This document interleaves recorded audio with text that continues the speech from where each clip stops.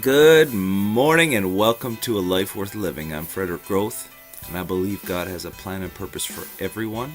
I have a message of hope and truth to show you a life worth living.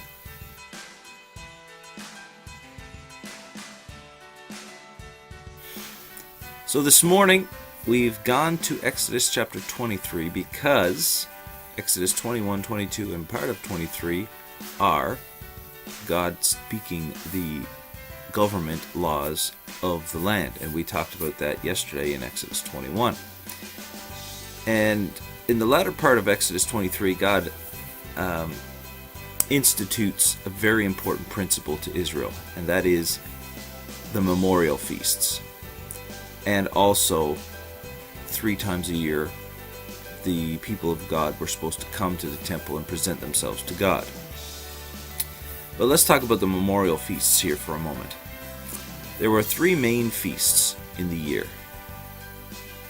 And one was a feast of unleavened bread, and it was a reminder of what God did to bring them out of Egypt. It was a reminder of Egypt.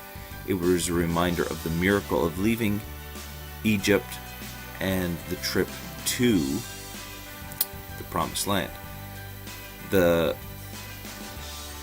first fruits, which is the beginning of harvest, and the Feast of Ingathering, which is the end of the year, or the end of the harvest. These are the 3 main feasts, and then there was 3 times when the people of God were to gather together to present themselves to God. What is the principle here? The principle is this: we need to remember where we've come from. See, the problem with success, problem with getting better, the problem with becoming better than who you were yesterday. You know, last year we talked about the more factor and becoming better today than we were yesterday. The problem with that is we have this insane ability to forget everything we've ever been through. And it's really bothersome. It's really painful because we end up repeating the past. And so we have memorials to remember where we came from. Now I want you to notice something here. 2 out of the 3 feasts are feasts of thanksgiving. We need to be thankful twice as much as we remember the pain. See, it's important to remember where we came from, but it's twice as important to be thankful for what we have right now. See, a lot of the problems in life are because of ingratitude. When we fail to be thankful for what we have, God is good to all. And when we start looking at other people and saying, well, I want what they have and I don't have what they have. Well, you know what? You haven't been through what they've been through. Stop whining and complaining about what everybody else has and start looking at yourself and saying, what can I do to become enough to have what I want? Because if you don't have it right now, guess what? You're not big enough to receive it. We've got to remember our past. We've got to be thankful, and we've got to stop this whining and complaining crap. We always blame other people for our crap.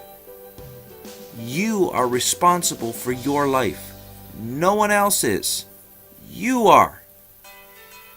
God asked Israel to have feasts so that they could remember. And it seems to me that when they would forget to do the feasts, they would fall away from God.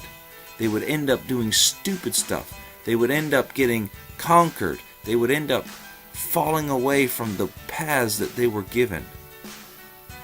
And when they would return to remembering, when they would return to the Passover, when they would return to the feasts, when they would return to doing what God had asked, there would be great blessing. So, 2 things. Remember where you came from. Number 2, and number 3, be thankful for what you have. Be thankful for what you're going to receive, and be thankful for what you have received. it will change your life.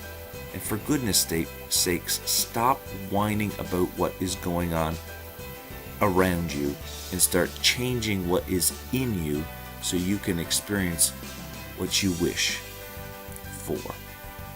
Now get up and go live a life worth living.